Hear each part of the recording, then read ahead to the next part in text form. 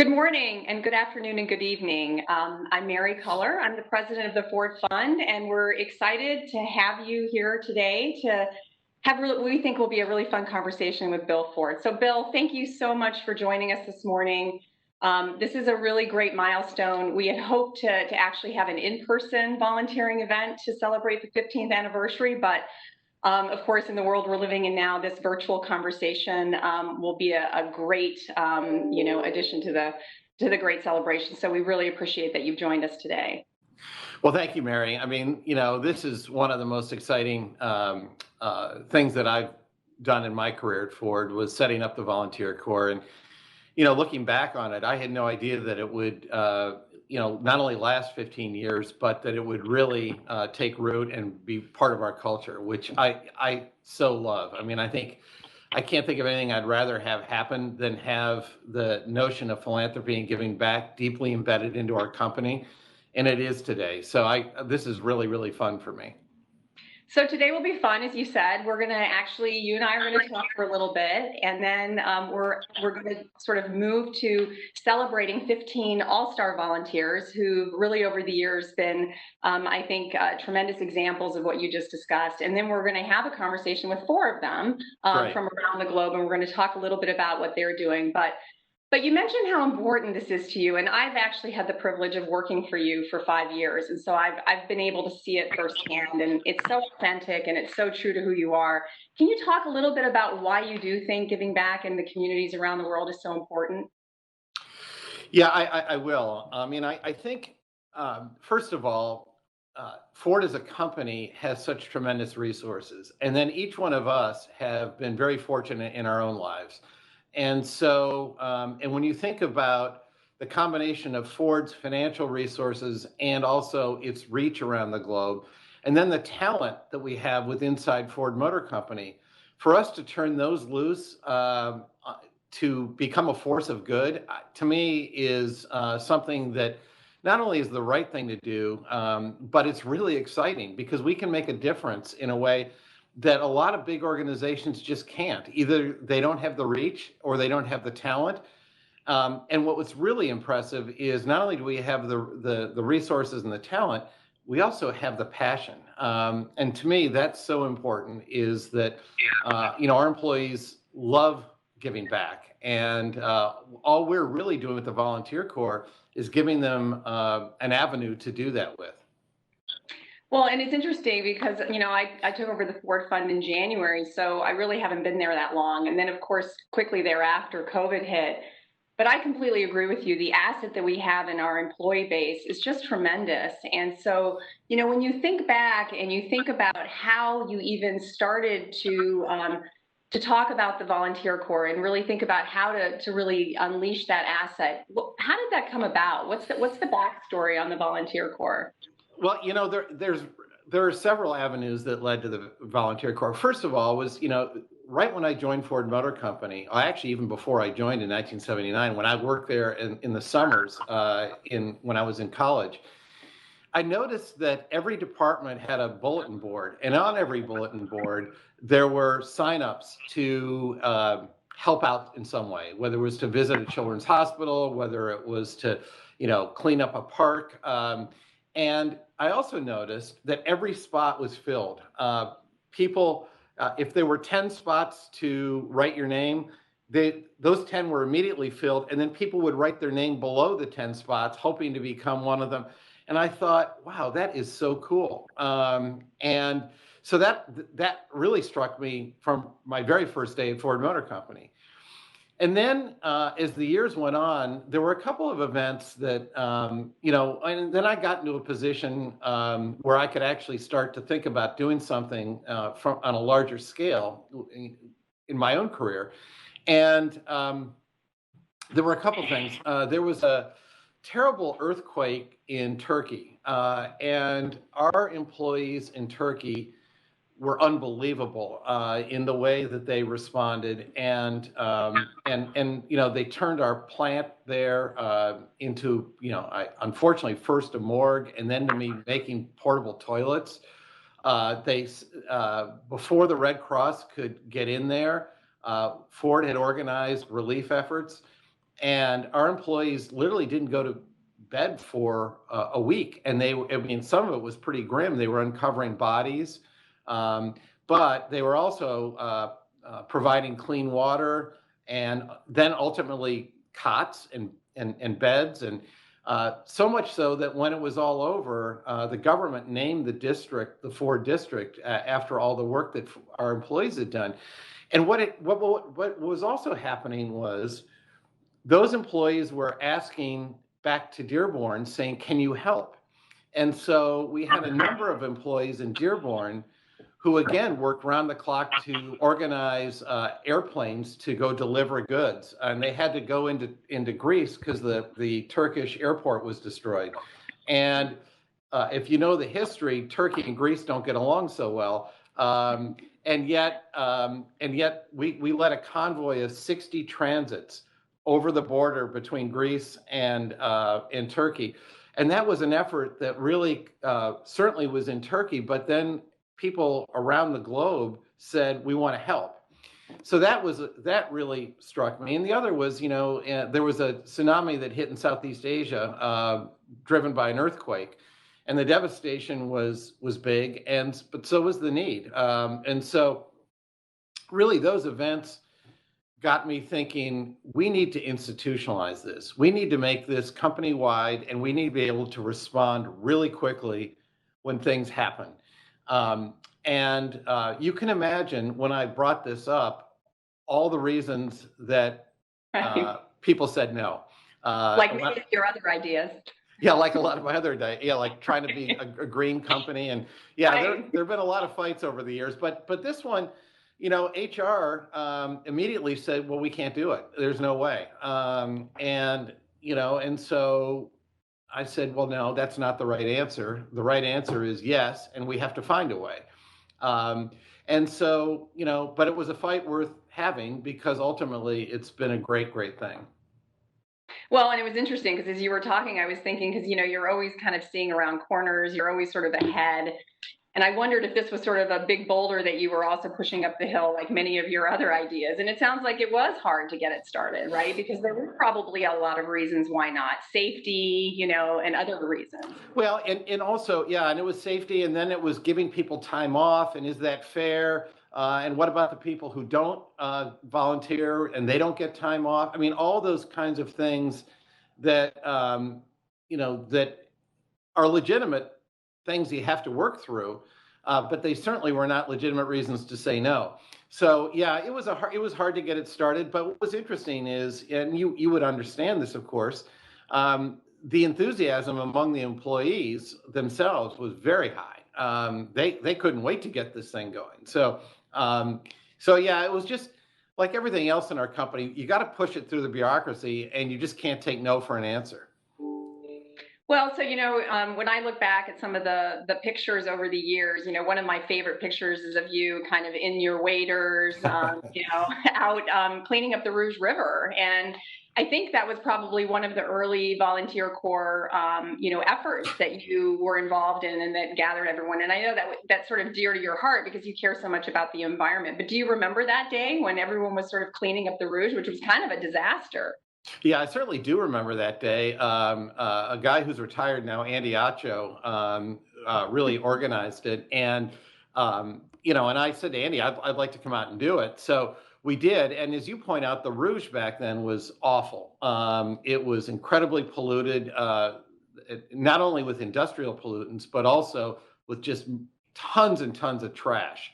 And so what we really did, and I'm really proud of what we did, because we cleaned up, I can't remember how many tons of trash out of the Rouge. But what that really started then was an awareness that the Rouge was this really wonderful resource that was being ruined right in our backyard, and that we could do something about it. So, we went, from cleaning up all the physical trash to getting involved in cleaning up the water itself. And, all these years later then, you think about what we did at the Rouge assembly plant by cleaning the water up there, which feeds right into the Rouge River. And so, all these individual efforts all have tails to them, and sometimes they become part of a bigger story. And that cleanup day was the very first part, of a bigger story. Well, and I think over the years, as you said, I mean, the volunteer corps has just evolved, right? I mean, I'm sure at the beginning it was, can we give people time off to do it? And then it was about, what kinds of projects. And then what I love is in the time that I've worked for you, you have personally, been involved even more so with the Build Forward Better World Challenge, where you actually provided funding personally along with the money that the Ford Fund does, so that volunteer ideas can kind of come forward. So if around the globe, and I know we have Candy on the line later who's going to talk a little bit about what's going on in Thailand, but that was an example of a huge life-changing project that you personally, were supportive of. And how does that feel to be a part of something so massive and so big? Well, sometimes you have to kickstart some of these efforts, and so I felt I wanted to personally, have something on the line here to really get these things going, because they are, as you point out, they do touch so many people's lives, and they do make a real difference. And I think back, it's interesting. The volunteer corps, really brings everything together. But really, if you think of our company, we've done things really since we began. I mean, and I won't go through it all, but one of the things I don't think most of our employees know is, in Mexico, for instance, we've built schools all through, this is long before the volunteer corps ever got started, all through the country where the government could afford to. And the last time I checked, I think we graduated over 2 million kids from those schools. That's an amazing thing. And what we did was we got the dealer that was closest to the school to adopt the school. So those schools, had obviously needs for supplies and then lunch and all the different things that, we provide. That was just something that started in country, got no help from Dearborn, but really inspired me, because I've been down to Mexico and been to those schools. And, and again, that really stuck with me, that this was something that our employees did, and they didn't want recognition. They didn't, as I say, unfortunately, most people in Ford don't even know that this has happened. And so, all these things that I kind of encountered in my career leading up to the volunteer corps really inspired me to not only start the volunteer corps, but also to get involved personally. Well, and I feel like even when we've traveled, when we've gone to different parts of the world, I remember really specifically our India trip and going to that orphanage. Do you remember that day? Oh, I certainly do. Which was incredibly impactful to see kind of what the employees were doing on the ground there, and just how life-changing that was for those kids. So to your point, I think we forget what an incredible impact, we can have in these areas. And I wonder how that makes you feel when you see it sort of really happening, when you arrive at an orphanage like that, and you see those kids' lives really being changed. Well, of course, I have two thoughts. One is that it's great that we're impacting those lives. And the second is I wish we could do a lot more, because there's so many more lives that we could impact and that need help. And that's true all around the world. But you're right, when you personalize it, when you see these kids and you see the really, really difficult circumstances that they've been born into, and then you see some of the opportunities that are being provided to them, because of Ford Motor Company, it does make you feel really good, as I said, but it also makes you say, my God, we got to do more. We got to do more. And you don't even have to go that far from home either. I mean, I remember going to an event at Starfish Family Services a few years ago where, we were there to help load, food and do all that. But I met a little boy there who, I'll never forget. And he wasn't the reason we were there. He actually was there to help load the food and pack the food. But he was a kid who was a beneficiary of the family services. And here he was giving back at a very, very young age. And that really struck me too. So, I think that the stories that we carry with us from all these events, it's really what makes, in my mind, working worthwhile. And I'll always remember, it's funny, when I look back on my career, I don't remember the business meetings. I don't remember, for the most part, the facilities or even the products that we make. But I certainly remember the people's lives that we touch. And to me, that's what makes it all worthwhile. Well, and I think that's, what really makes us a special company. And I'm really proud always to be a Ford employee when I see all the great work that we're doing. So speaking of the great work, we're going to transition a little bit, and it is about a celebration of the employees that have been giving back over the last 15 years. So as many of you know, we did kind of reach out across the globe, and there were 15 All-Stars that kind of rose to the top as being folks that had really, really given back. And so what we're going to do now is kind of show a video of them and their efforts and really recognize all the good work that they've done. So we're going to look at a video right now, and then we'll be back to talk to 4 of the All-Stars. Great.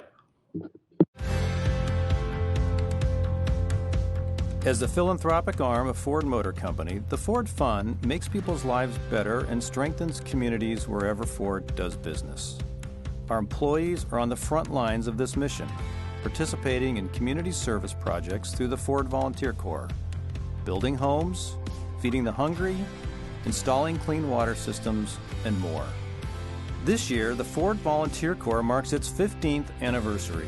In celebration, we are recognizing 15 employee All-Stars for their passion, their generosity, and their tireless work ethic to help people and communities in need.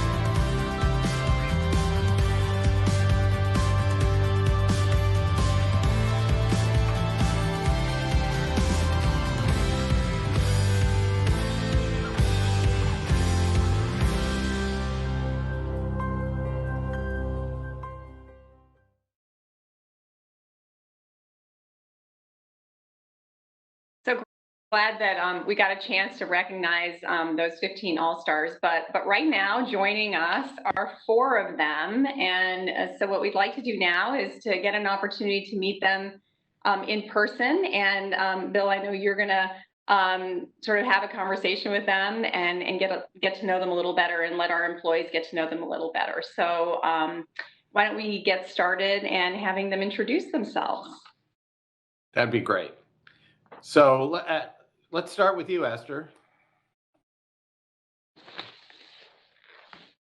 Hi. Could you introduce yourself and maybe tell us a little bit about what you've been working on?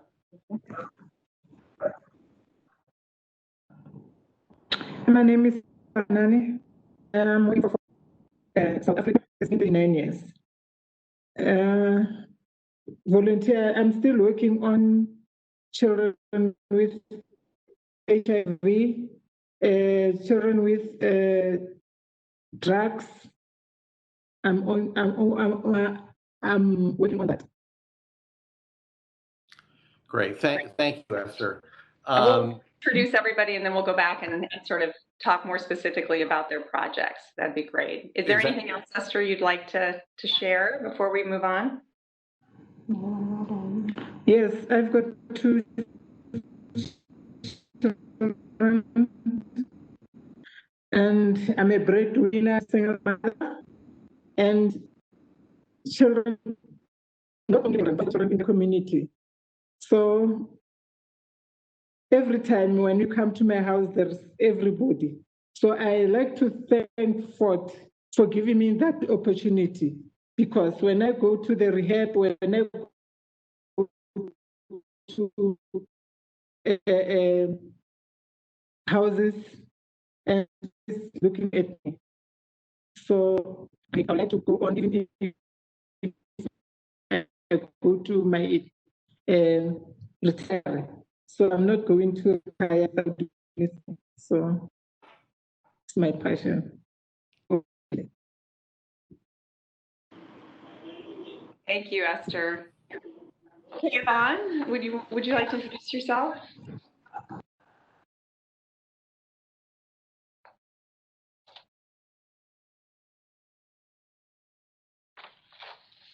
Do we still have Yvonne? We may have lost Yvonne. Okay, hi, Roberto. Good morning. Good morning. Yes, my name's Roberto Turan. I've worked for Ford for 30 years, part of the Ford Hispanic Network, which is an employee resource group, and been doing volunteer corps or volunteer for like 18 years for Clark Park, but also involved in other volunteer organizations, or like for the Miracle League of Plymouth, which is for special needs children. And I really appreciate the opportunity that Ford's given me to do this. Great, thank you, Roberto. And Candy?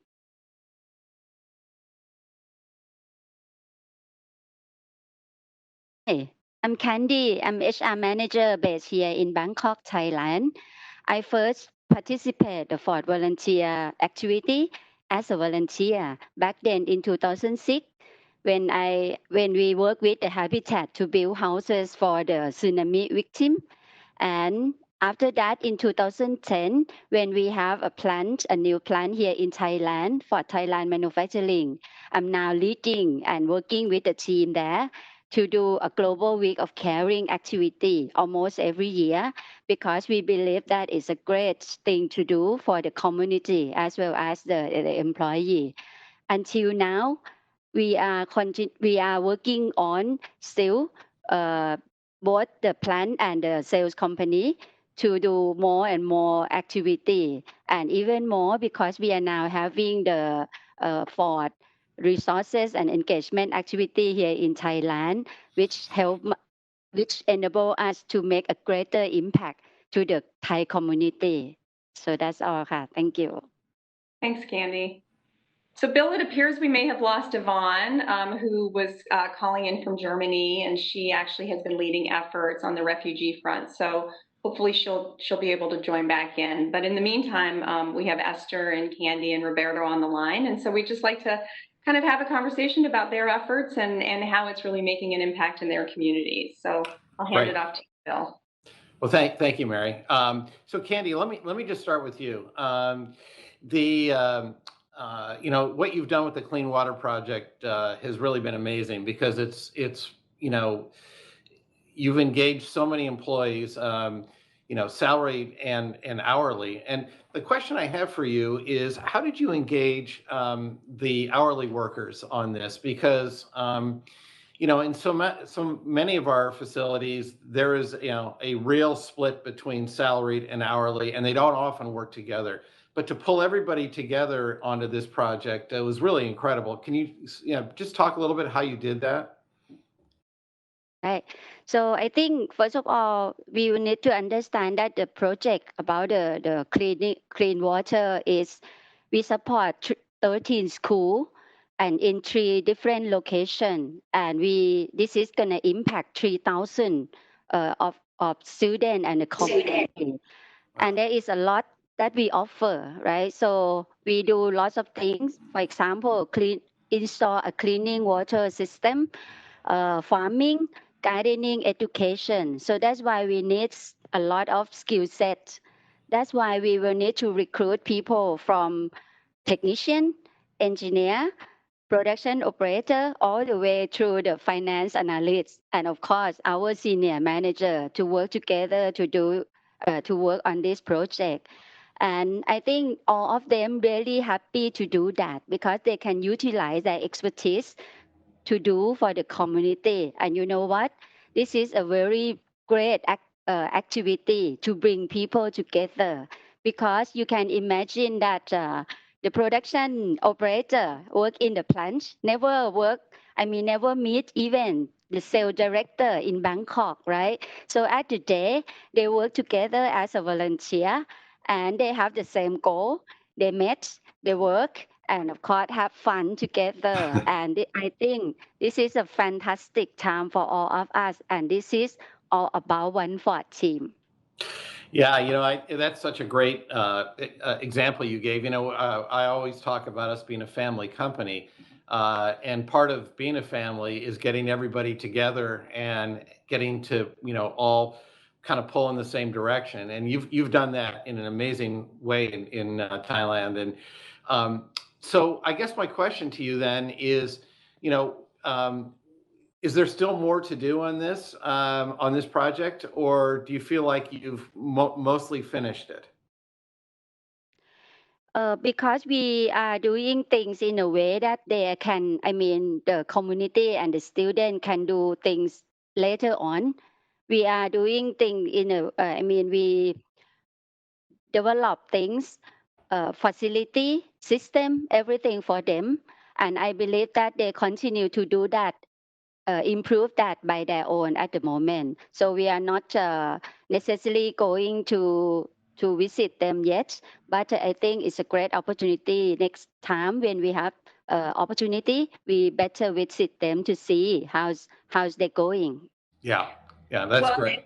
If I could jump in here, I think Candy mentioned, Bill, the Ford Resource and Engagement Centers, and so I just want to make sure that those listening in understand what those are. And I actually think they're tremendous assets to our volunteering projects because they're actually bricks and mortar community centers. And we don't have a lot of them, but we have them in key locations, including in Detroit, and we have one in Romania, and we have South Africa, and of course, Thailand.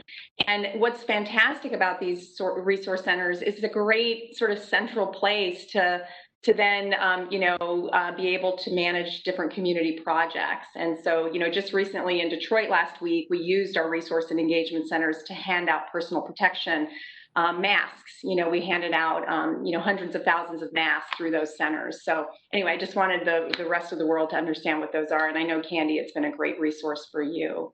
So maybe Roberto, Bill, you could ask him a little about his project. Yeah. So, Roberto, you and I talked a little bit before this.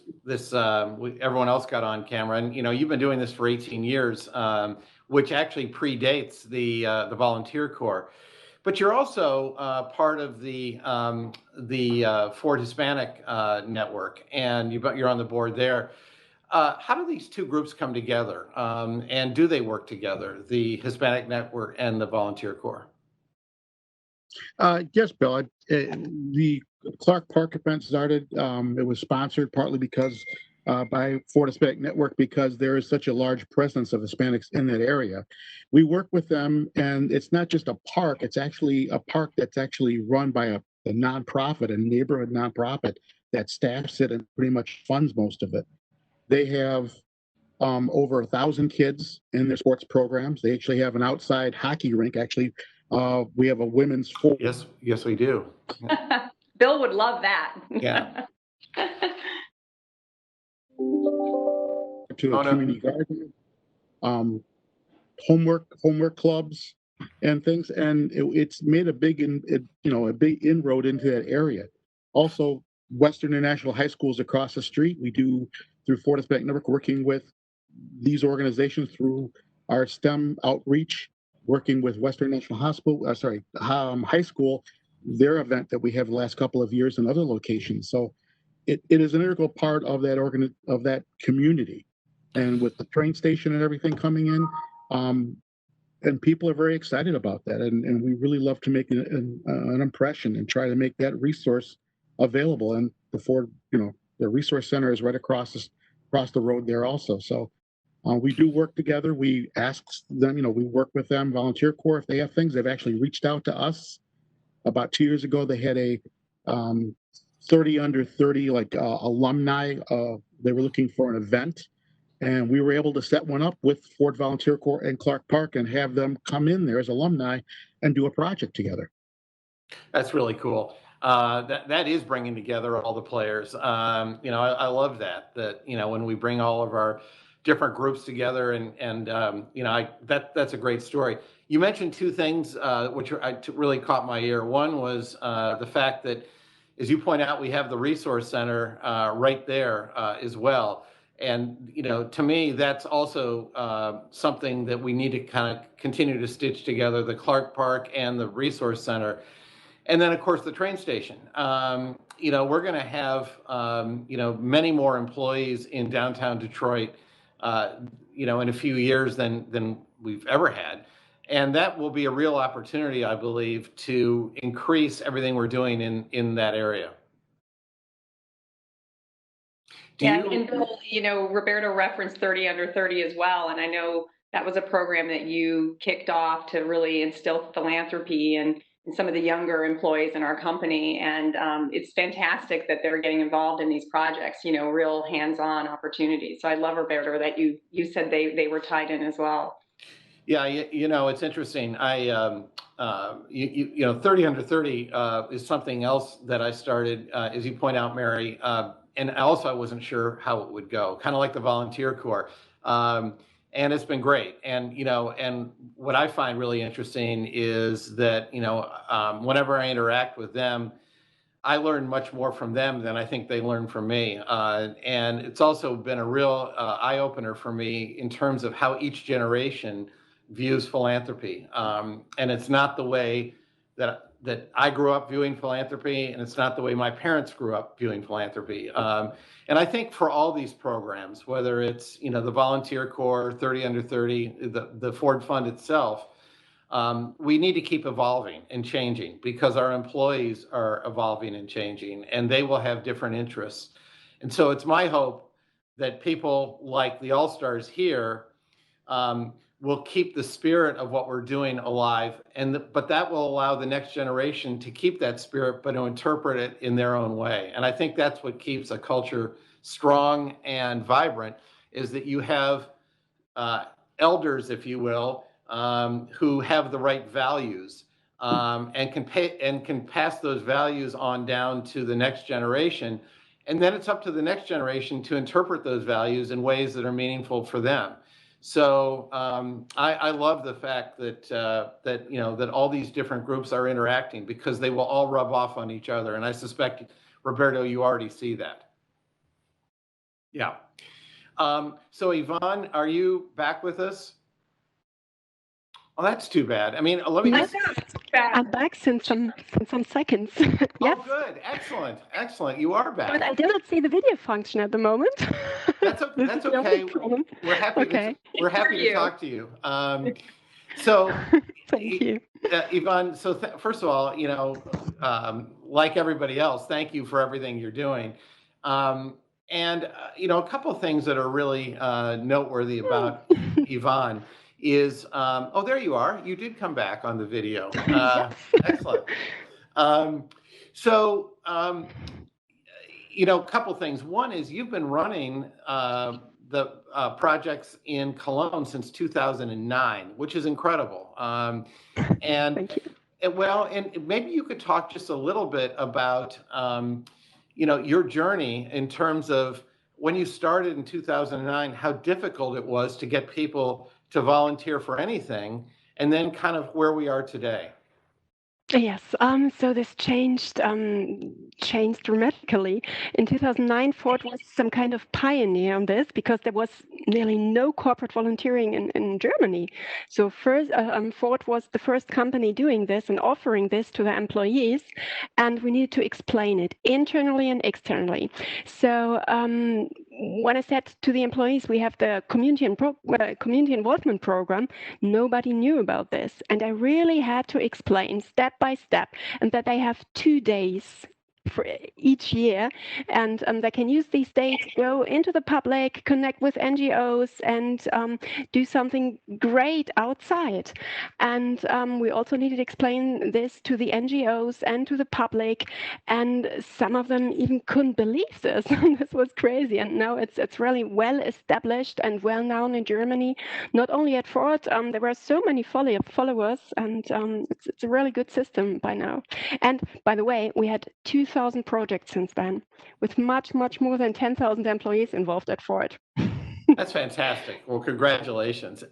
Maybe you could tell us a little bit about some of your refugee projects that you're doing, because the work you're doing there has really been spectacular. And there's one in particular, the bicycling project, that maybe you could tell us a little bit about.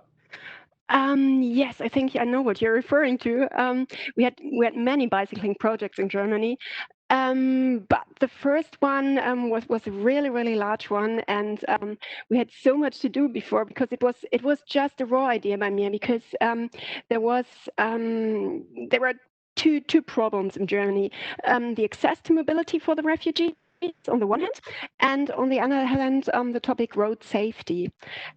And because we all grow up with road safety, we know the traffic system, and we know when the traffic lights turn to red, we have to stop. But the refugees didn't know about that. They walked over at red and stopped at green. So this was really crazy. And I thought about this, and I had only the raw idea of this project. And then I called our long-term project partner, the Caritas. And so we had a brainstorming, I think, over 2 hours, and developed a great project. And the Caritas got so many public or so many partners in the boat, and we needed all these partners. It was a church, a youth center, the road patrol, that was very important, a non-profit bicycle repair shop, and many others. And I made it my own team event with my SE European team. The whole German team joined, and it was a great day. So we collected bicycles first. The church helped us, and the bicycles got repaired by the non-profit bicycle repair workshop, and they brought some tools and spare parts to the project. And on the project, we showed the refugees how to repair the bicycles, that they can do it on their own afterwards at home. We trained bike riding with them. Some of them even didn't know how to do this. We had a road safety parcours with road signs and everything you need. We had enough time to talk to them, to learn from each other. And it was a fantastic day for everyone. At the end, all the refugees were able to take a bicycle home and a helmet. And I hope they learned a lot. Yeah. Well, thank you, Yvonne. Thank you. That's great. Well, you can tell the energy that Yvonne has, right? All those things kind of came together so great. So thank you. And I just, we're going to close this segment out and get into some employee Q&A, because we're getting a lot of questions that are coming in. But I do want to just go back to Esther. I want to get back to Esther too. Yeah. Exactly. Yeah, I mean, she's, it's incredible. She's been at the company for 39 years. So I'm sure she's really seen the impact that the volunteering has had, especially in the HIV, area, because that issue alone is changed. Bill, I don't know, you know a lot about how that whole HIV program started, and what a forerunner we were in that area. Yes, I mean, and Esther has done so much in the community. She's worked with homeless and orphans and addicts and people living with HIV/AIDS. She's such an inspiration to everybody in our company. And as you point out, Mary, Ford was very early on involved in the HIV/AIDS issue in South Africa. But Esther, with everything that you do, you're really a role model for other employees throughout South Africa. And do you find that younger people want to do what you're doing? Are there other people that are willing to follow in your footsteps? Yes, Bill. There are so many, especially the drug kids. And last time we give them the training, skills to to plumbing, electrician, and farming. And when they graduate, they were so happy to see that they lost so much time and they wanted to change. And wherever I go, maybe to give food parcel to all age, they are with me. So they are my role models. Always they want to help me. That's fantastic. Well, I understand you may be retiring soon. Is that true? Yes, it's true. Next year, I'll be 40 with Ford and. Well, first of all, congratulations and thank you for everything you've done for Ford. I mean, it's quite a long time. I think you and I have been here pretty much the same amount of time, and so Okay. I can relate very much to you, everything you've gone through in your career. But I also want to thank you for being such an amazing role model for all our employees in South Africa. You're going to be almost impossible to replace. And I hope the work that you've done while you've been at Ford, you'll continue to do when you retire.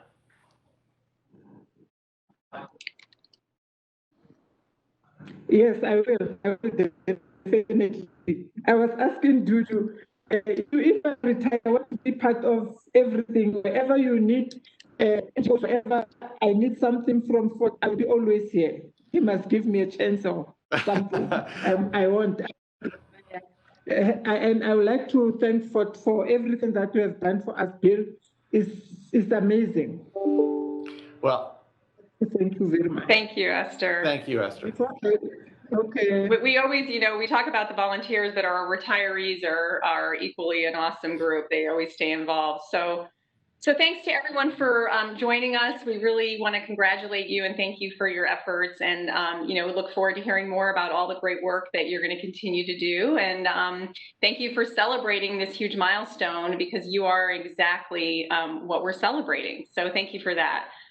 So now, Bill, what we're going to do is take some questions. And so if we can pivot to that, I will kind of moderate those that are coming in from the employees.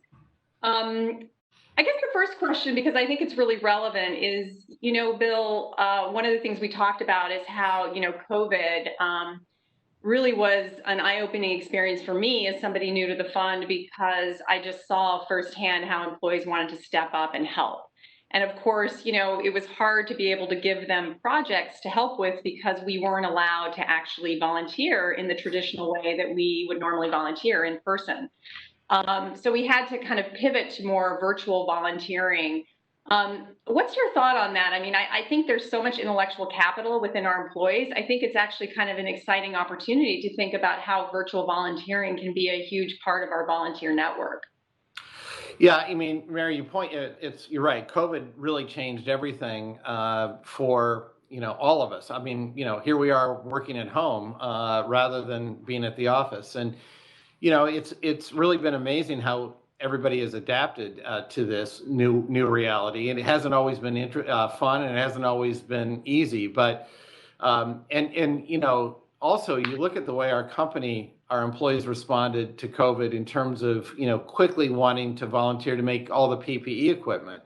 And the Ford Fund got involved very, very early in that too. And in terms of distributing the PPE equipment and identifying groups that really needed it. It was really a huge company-wide effort, including the Ford Fund.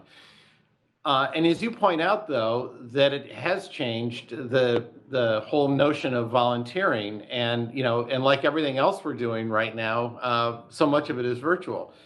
But what I'm so encouraged by is that even though the physical opportunities to help have diminished over COVID, the employee willingness to help, if anything, has grown. And so. I just love that about our company. And I love the fact that our employees, if we ever ask them to help, we better stand back, because we're going to get flooded with amazing responses. So, I do think that, this COVID world, it will end at some point. But a lot of what we've been doing during COVID will continue on, including virtual volunteering, because in some ways it's easier. You don't have to physically go to a place. I will say this, nothing replaces a lot of the physical volunteering, because there are times where that really makes a difference. But as I say, one of the things we found is that the virtual world, which we had only probably ever really scratched the surface on pre-COVID, we now understand the power of that as well. And so I think a lot of it will live on in a post-COVID world. Well, and it's interesting. I mean, we really had to pivot to find virtual volunteering opportunities. And, even when you think about, some of the underserved communities and, kids being at home, not being able to go to school, some of these kids aren't getting meals, that they would normally get at school. Their family needs support on the mentoring and, just tutoring side. And so what I love is that our employees are kind of filling that need, virtually providing that support, which is, really exciting. Agreed. So as you think about kind of the future of philanthropy for the company, I mean, philanthropy, as you know, has changed over the years, and what might have been important to one generation is not necessarily important to the next. Do you think we're staying relevant? Are you give me some feedback. Are you comfortable with our direction? Are you? I'm very comfortable with our direction, because I think we are very flexible. I mean, one of the things about the Volunteer Corps is that we didn't try and define it too narrowly. And so we can take advantages of opportunities as they, if needs arise that are very different tomorrow morning than anything we've seen before, I'm very confident that the Volunteer Corps and our company will quickly pivot to meet that. One of the things that I really will always remember is the first class of the 30 under 30, when we assigned them Detroit-based not-for-profits to work with, and we thought that the young people would gain tremendous experience from that. But what really happened was that they opened the eyes of all the not-for-profits, because the not-for-profits, I'll never forget, one of the 30 under 30 said, I'm working with one of the larger non-for-profits in the area, and do you realize the average age of their volunteers is 75 years old? Yeah, and by the way, they have no social media presence. They don't have any ability to reach out and appeal to our generation, and they don't know what's important to us. So rather than the 30 under 30 learning from them, they actually saved this group. They said, look, here's what you need to do to be relevant in the future. Number one, you've got to have social media presence. You need to have a Facebook page. You need to have a website. You need to have Instagram and other things. You need to have chat rooms where we can all get together. Secondly, our generation likes to network. So you need to provide events where we can all get together and really network with each other. Finally, our generation doesn't always like to be part of huge organizations. So you have to give us the ability to find things that we can directly impact and that we can feel really good about. It might only be 2 or 3 of us working on it. And so that really taught me that philanthropy not only is changing, but that our young people will continue to tell us what that looks like. Because as you point out, each generation, it's different. And times change, needs change. And, and even things like social media changes everything in terms of, how we and how they think about organizing, staying in touch with each other, and then galvanizing around a topic. So I think if it was just, you and I, Mary, we might miss the boat. Yeah. Are you saying I'm old? No, you're a lot younger than I am. But even you aren't in the 30 under 30. No, exactly. So, I wish it was. So actually, it's funny you should reference the age 30. We actually got a question from an employee who said, Bill, if you were 30 again, and I'm like, again, what do you mean? Well, we know you act 30, so that's the best part. But you were 30 again, what would your volunteering priority be at this point? Where would you be volunteering? Well, it's interesting. What was important to me at 30 is still important to me at 63. I cared deeply about the environment when I was 30.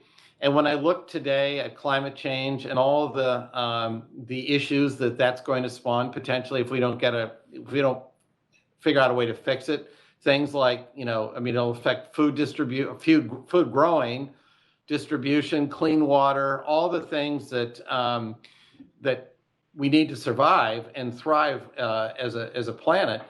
That was important to me at age 30. It's important to me at age 63, maybe even more important. So I actually think I would be doing largely the same things. And then helping other human beings. That was important to me at 30. It's important to me at 63. So I don't know that I'd be doing a whole lot differently. Certainly the tools I would have at my disposal would be different. And the way I would network would be different. But the causes themselves, I think they're pretty much the same. Well, and I expected that answer because, like I said, I think, you're such a North Star for our company and you do have these incredibly strong values and you stick with them, right? You don't really waver. And, when I think about the Ford Fund's work and all the employee engagement in the volunteer corps, it is such an asset to the company from a trusted company scenario. And I guess, as a kind of a last question, how important do you think it is to sort of the overall brand of our company and frankly to our business? Because sometimes I think philanthropy is sort of off to the side, but more and more, especially with the younger generation and what you talked about just earlier about their importance of giving back, I think it's becoming more and more important as an actual business entity. And so I was just curious what your thoughts are on that. Well, I have a couple thoughts on that. First of all, I think anybody who volunteers for something realizes that whatever they give, they get back many times more. If you're involved in helping the community, you feel good. You feel good about your company. It really does help raise morale, I believe. And to your point on branding, it's interesting. I'd never thought of it that way. But I think during COVID, the way we stepped up as a company to make PPE and distribute all that equipment all around the world, we've seen it help our brand. We've seen it in our brand reputation studies. That's not why we did it. Right. In fact, when I saw that fallout, I thought, wow, that's great. Mm-hmm. But I don't want anyone to ever think that's why we do what we do. We do it because we believe in things, it's the right thing to do, and because we're in a position to do it. If it helps us as a company and it helps our brand, great. But I would never want to get to the point where we were testing focus groups to see whether doing the right thing would actually help our brand. That to me would be an awful day. So I think that the most important thing is we do the right thing and we individually and collectively feel good about that. And if it helps our brand as a company, then that's great. So actually our time is almost up. Our big celebration of the 15th anniversary of the Volunteer Corps. Before we close out, and I just close it out with a few comments, I'd love to get your final thoughts. I mean, especially around the Volunteer Corps, because I do think that that's what we're celebrating. And like I said, any advice that you can give, our team or employees around the world, or just an encouragement. Right now we're really encouraging people to do little acts of kindness where they can send in pictures and they get a $15 gift certificate for their, their charity of choice, or there's even some choice grants that you can go on at Ford to learn more about where your selected nonprofit could get $5,000. So there's a lot happening where employees can get involved, but just some closing thoughts from you on any of sort of the future of philanthropy or the Volunteer Corps. Well, first, I just want to say thank you. Without all of you, none of this we wouldn't be here today. And so, I think the future is really solid because of the tremendous support that this program has had. I for one, I'm so grateful to all of you for doing everything you've done. You've really helped make my career so enjoyable because, as I say, there are days in my job which aren't so much fun. But then when I think about everything that you all are doing and what you've accomplished, it really does make it all worthwhile. So I just want to really say thank you, and please keep it going.